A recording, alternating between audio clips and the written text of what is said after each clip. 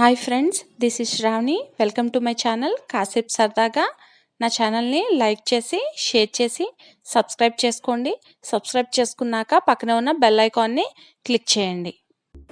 ఈ వీడియోలో మీకు దేవుడి సామాన్లని జిడ్డు అది లేకుండా చాలా ఈజీగా సింపుల్గా ఎలా క్లీన్ చేసుకోవాలో మీకు చూపిస్తాను. దేవుడి సామాన్లు చూడండి, దీపం వెలిగిస్తే ఆయిల్ జిడ్డు కానీ లేదా హారతి ఇచ్చేదానికి మసి కానీ క్లీన్ చేసేటప్పుడు చాలా కష్టంగా ఉంటుంది. చాలా ఎక్కువసేపు క్లీన్ చేయాల్సి వస్తుంది కదా. అలా అవసరం లేకుండా చాలా సింపుల్గా చిన్న టిప్తో ఎలా క్లీన్ చేసుకోవాలో ఈ వీడియోలో మీకు చూపిస్తాను. అది ఎలాగ తెలుసుకోవాలి అంటే వీడియోని స్కిప్ చేయకుండా కంప్లీట్గా చూడండి. మీకు ఈ వీడియో డెఫినెట్గా యూస్ఫుల్గా ఉంటుంది. మీకు కనుక ఈ వీడియో నచ్చినట్లయితే నా ఛానల్ని సబ్స్క్రైబ్ చేసుకోండి. దేవుడి సామాన్లను ఈజీగా శుభ్రం చేసుకోవడానికి ముందుగా దేవుడి సామాన్లన్నింటినీ కూడా ఒక పళ్ళెంలో తీసుకోవాలి. వీటిని శుభ్రం చేసుకోవటానికి మనకి ఒక నిమ్మకాయ, పీతాంబరి, అలాగే లిక్విడ్ డిటర్జెంట్ కావాలి. ఈ లిక్విడ్ డిటర్జెంట్ ప్లేస్లో విమ్ జెల్ని కూడా యూజ్ చేసుకోవచ్చు. ముందుగా మనం ఒక బౌల్ని తీసుకుని ఇందులో 2 స్పూన్ల వరకు పీతాంబరి వేసుకోవాలి. అలాగే ఒక నిమ్మకాయ మొత్తము ఇందులో వేసేసుకోవాలి.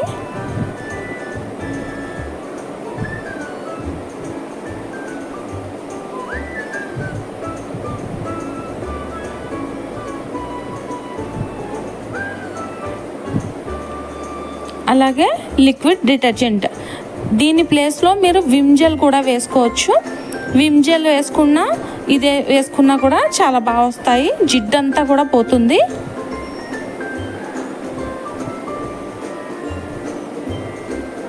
ఒకసారి దీన్ని బాగా మిక్స్ చేసుకోవాలి. ఇప్పుడు ఒక బ్రష్ తీసుకుని ఇలా మనం రెడీ చేసుకున్న మిక్చర్ని రాగి లేదా ఇత్తడి సామాన్లకు బాగా బ్రష్తో అప్లై చేసుకోవాలి.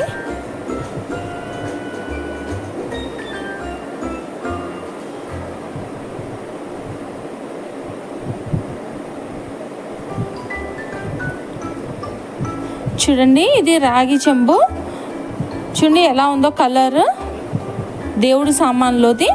దీన్ని జస్ట్ మనం మిక్స్ చేసుకున్న మిక్చర్తో క్లీన్ చేసుకుంటే చూడండి ఎంత బాగా పోతుందో. అది చాలా ఈజీగా చేసుకోవచ్చు. డైలీ పూజ సామాన్ని క్లీన్ చేసుకోవాలనుకున్నప్పుడు జస్ట్ 5 నిమిషాల్లోనే ఈ ప్రాసెస్లో అయితే మనం క్లీన్ చేసేసుకోవచ్చు.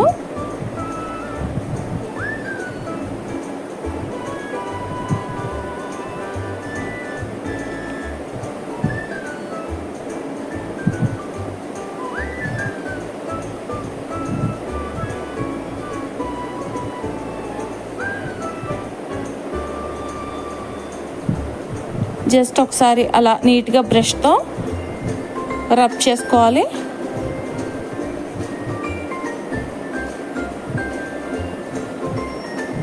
ఇప్పుడు వాటర్తో క్లీన్ చేసుకోవాలి.